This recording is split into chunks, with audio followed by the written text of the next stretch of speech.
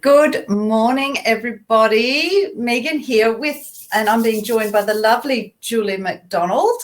Thank you very much for joining us. If you're joining us and if you're on the replay, awesome. Thank you for coming along. I've got the privilege of interviewing Julie today after her very busy morning. In fact, she's been interviewed on the ABC this morning and she's been on a team call that she ran this morning. And I'm feeling really privileged. Thanks for joining us. Oh, thank you, Megan. I was also on Channel 7. Woohoo. Remember that with kids, that sign? Yes, or we used to do that when we were 7. Yes, which was exciting. I haven't been on TV for a long time, so that was fun. That was the Breakfast of Champions that the Brisbane City Council put on for the announcement tonight of the Olympic bid to see whether Brisbane's going to be successful for 2032. Very exciting stuff. Oh, looks like we've just lost Julie. She's dropped out. Hopefully we will get her back, and I know she'll try. So what I'm going to do is I'm going to have a little bit of a chat while she's coming back on and sorting out her camera. I can see her coming back on now. Here we go. Bringing her in now. There, you're back, Julie. What happened? I didn't do anything. I don't know. I don't know if it's internet connection or whatever. Doesn't matter. We'll work with it. We'll work with it. Yeah. What I wanted to talk with you today about, Julie, was, as my post says, motivation and belief. And the reason I wanted to talk about that with people is probably my own experience, and I always assume if I experience it, somebody else out in the world does as well. Growing up in the era that we have grown up, we've just established with our little chat that we're about the same age. I'm younger. Oh, good. Thanks for reminding me. Yeah, about the same age. Yeah, same era. Growing up and growing up with the belief that the beliefs that are very limiting, it can be very limiting in your own mind. You sort of, this is what I have, so this is all that I'm capable of. Can you give us a little bit of a backstory about who you are, what you've achieved, and where your beliefs came from, or how you managed those beliefs as a young person? Yeah, absolutely. So I grew up in Rochdale on the south side of Brisbane and on 2.5 acres down there, and with my parents and my brother and sister. And I guess my upbringing, I sort of feel like I almost got brought up on a farm. You know, it was sort of that beautiful rural acreage, and we were pretty free. We were able to, pretty much do what we wanted on the property, and go down the back property where they had a swamp and, have a lot of fun. And oh, nice. Yeah, it was awesome. Great childhood. And I guess, we used to go down the Gold Coast a lot. So Mum wanted us to be strong swimmers. And so I was about 8 years old when I learnt to swim properly.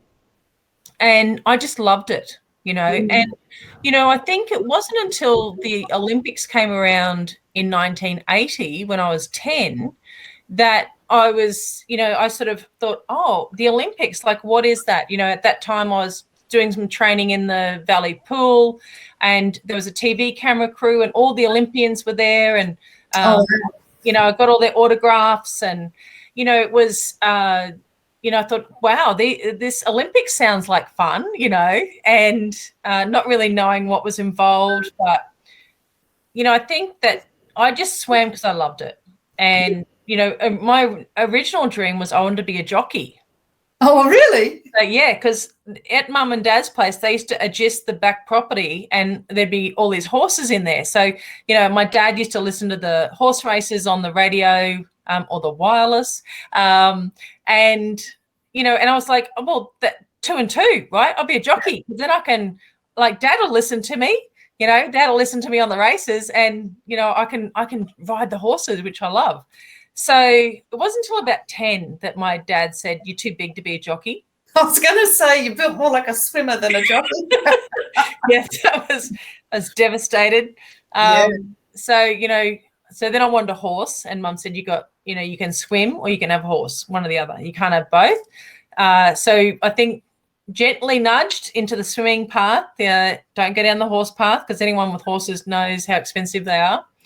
And I guess that was sort of I just swam because I loved it. I was really lucky. I didn't have those parents that pushed me. It was, that it was just, I did it because I loved it, and I would push myself. However, there were plenty of swimmers and even outside, like if you think about school life and things, there's plenty of situations that I remember of, don't shine too brightly. Mm-hmm. Don't tell people how good you are.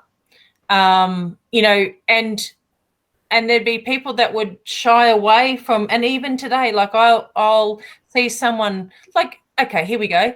There was an Olympian who posted a photo of, actually, I'm not sure, no, she might not be an Olympian. She's a world champion though in swimming, in long distance swimming, and she posted this painting that she had painted, right, and it was of these poppies, and it was amazing. And she said, still haven't quite got the blending done, and she was really critical of herself, right? Yeah. You know what I see? I see growth, and I see learning, and I see joy, and I see peace, and I said, like, focus on the positives, because we're grown up, we're basically told to focus on the negatives. Yeah. As a human race, we are mentally trained to focus on negatives. What can go wrong? Yeah. Instead of looking at what can go right. Yeah.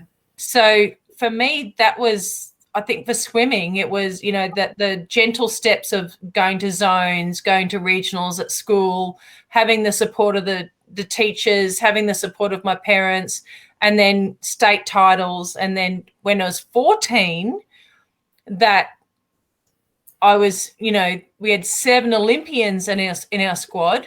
Wow. That went to LA Olympics. Yeah. So we'd watch these guys train. We were living in their pockets. We were idolizing them. Yeah.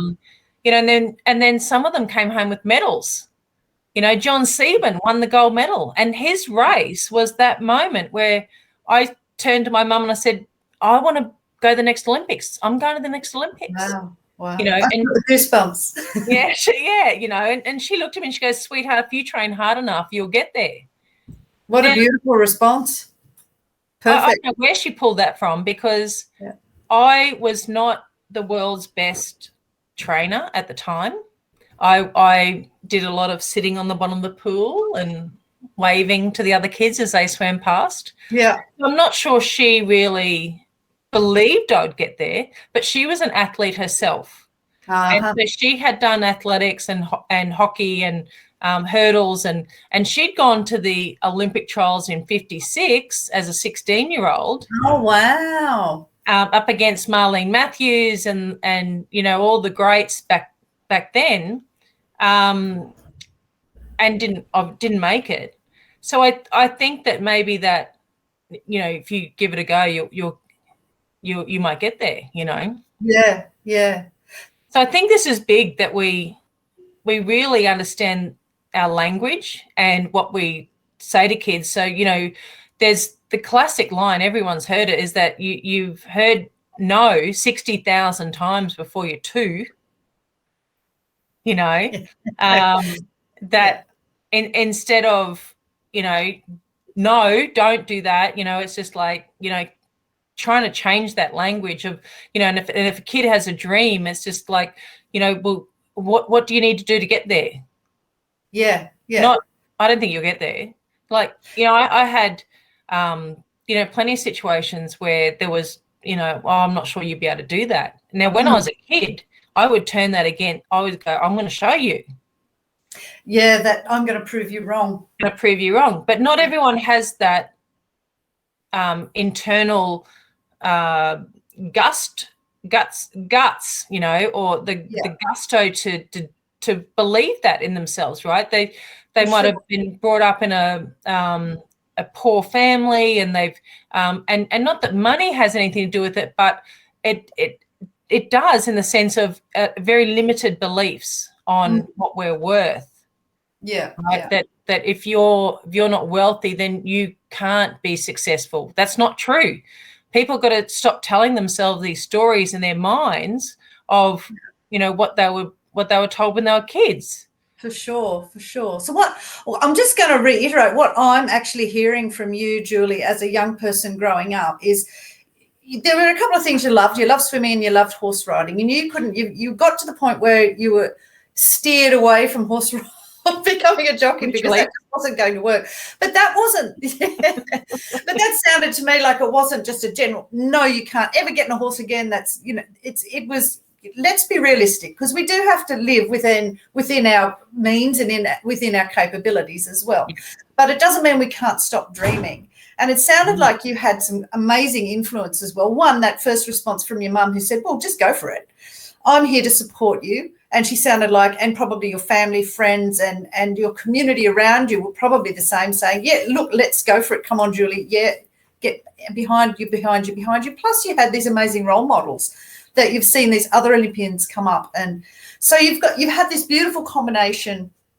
Yeah. And then you've gotten to the point where you've gone to the Commonwealth Games, you've gone to the Olympics, and you've won medals. You've achieved what you wanted to have. What then? What happened then? What happens after you win and after you've done the Olympics? Well, it's interesting. After 88, I won a bronze medal at the Olympics in 88, which was, I thought, show everybody what that looks like. Not everybody's seen one. The back of the medals are always a bit different. My poor medal has had it because it's been handed around to people everywhere. I haven't touched it yet. Not good enough. That's it. It's worn out. So then after Barcelona, I actually had septicemia in Barcelona, and I didn't make finals. So I'd gone in ranked number 1 in the world, expecting to win, and then come home devastated. So for me, then it was, I need to get a job. I got engaged. I then started building a house. And so then it was, I need to work. So, and I was just really mentally sad. I was really disappointed, all those words that associate to not achieving your dreams. Because the Olympics are once every 4 years, right? Or this year, once every 5. So it was tough. So I then, went and got a real job and worked in that a couple of years before I decided I'd make a comeback. And it's after Barcelona, when I was looking for a job, I did have it here. I don't think it's here. I have a file of all the business cards that I'd ever kept. Oh, wow. And I would pick up, and it was all in alphabetical order, and I'd start ringing these people and saying, I've finished my swimming, I'm looking for a job, have you got any qualifications? No, I swam, I can do anything, apparently not. But I got to M before anyone said to me, we're starting a training course tomorrow, can you start tomorrow? Oh, and wow. I was there, right? So in that process of that, my self-belief plummeted, self-worth plummeted, and then just went into this job, and I enjoyed it. It was okay, and then I retired from that I quit from that to get a part-time job to then make a comeback. Then after Atlanta trials, I got 3rd at the trials, which meant I missed out on the Olympics, but I'd really only given myself 10 months to train. So for me, that experience was, I can do anything. If I put my mind to it, I can actually do anything. Yeah. And so then when I came back from the trials, I was getting job offers, like people ringing me saying, hey, we'd love you to come and work for us. And then I'd get headhunted for the next job, and then headhunted for the next one. It was a really change, and it was only the mindset, how I saw myself. And that gave you the capability then to ride that wave. That's it. Yeah. So then over the years, I've had several different careers. I've had events. I've my own speaking business. Sales roles. I've had all. So I've been made redundant 3 times. So now I work for myself. And and it's much better. I don't have a boss telling me what to do. Yeah, lovely. And can you tell us about that? Because I don't know, people aren't going to know, but you and I are actually in the same business. That's how I've met you. Yeah. And I was a little bit awestruck. I'm like, oh, Olympic swimmer, how fabulous! You know, when I was, I remember watching you. You know, so it was. And yeah, just a little bit awestruck and a little bit more. Yeah, of course, Julie McDonald can do that. She's an Olympic swimmer, so she's been able to achieve that. She can do anything. I'm not capable. I'll just sit here and struggle along. So tell us a little bit about what it is, what the business is, I guess, and why and how you would ever join. And I'm going to say the dirty word out loud here on Facebook, but network marketing. Why on earth would an Olympic swimmer didn't crumble? Yeah, no. Yeah, so why network marketing? So, well, after I'd been made redundant for the third time, I had been approached by somebody to try a product, and I initially said, oh, I don't need that, and they said, yes, you do, and no, I don't. Yes, you do. No, I don't. And anyway, I did it. And I loved it, and I did very well initially. And then, unfortunately, that product didn't agree with me after a while, and because everybody's different, right? So, and so by that time, I'd met my partner, Sasha, and we were, obviously enjoying being together. I was probably the fittest I'd ever been. I was doing a push-up challenge in the gym, and I did some damage to my neck. And within 2 days, I could not lift my arm above my waist. I was in extreme agony. And I went searching. I tried 3 different physios. I tried acupuncturist, Bowen therapist. And then I went to Redcliffe, which is about an hour away from where I live, to a pain specialist, Sally Diamond. Yeah. And she'd started using this product in her clinic, and she said, Julie, I'm looking for testimonials from people I trust. Can you tell me, what your experience is? I said, sure. I'm at the point where I'll try anything. I'm 8 months into this. Poor old Sasha had to dress me, and chronic discomfort. Anyway, so I said, I'll try anything. So she said, just smash it. Use it like an addict. Okay. So I did that, 6 tubes in 6 weeks. I've had full relief. Wow. After 8 months of being uncomfortable. Yeah. Yeah. And I thought, oh, that's good. And then next thing, Sally said, oh, by the way, there's a business. I said, no, thank you, not interested. And then, but I still continued using the product. I'm a melanoma survivor. And I've always looked for things that would, put my body into a state of healing. And so then 5 months down the track, my partner, Sasha, his mum, cut herself because she has very thin skin as a result of a lot of medications that she was on. And I gave her a tube of gel, said, Mum, use this. And she said, I said, use it twice a day. And we picked her up in 4 days' time. And, well, that cut the scab had formed, the bruise had gone. And she was like, wow, this works, And then it just so happened that there was a conference in the USA in 2 weeks' time.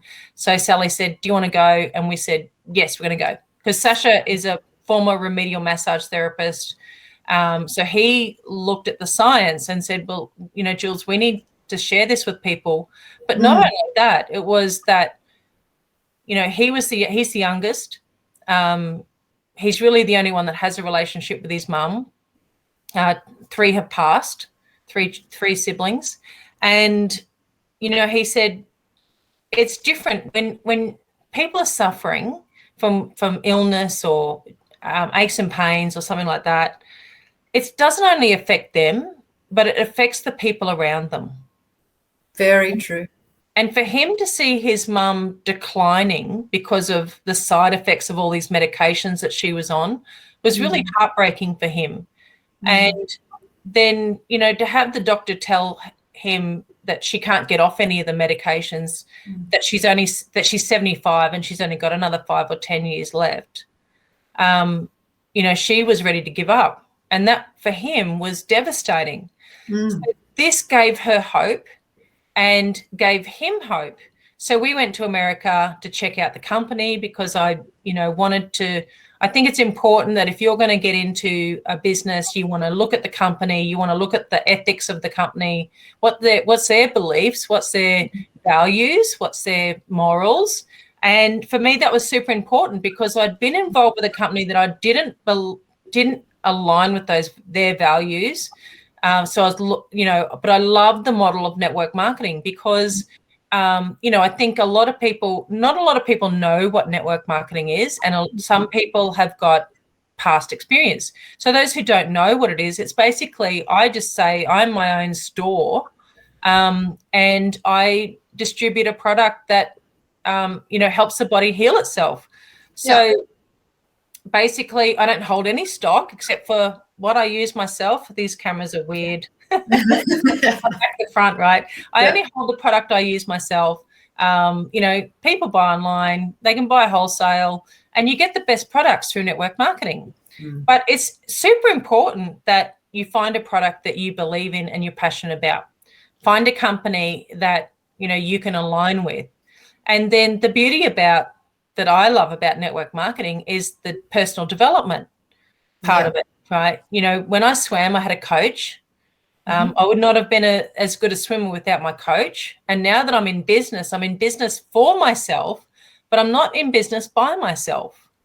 I've got mentors that I do a check-in each week. I've got different other calls where we're doing training and things like that. So you can tap into as much as that as you want, depending on what your goals are, and I do some kind of personal development every day without fail.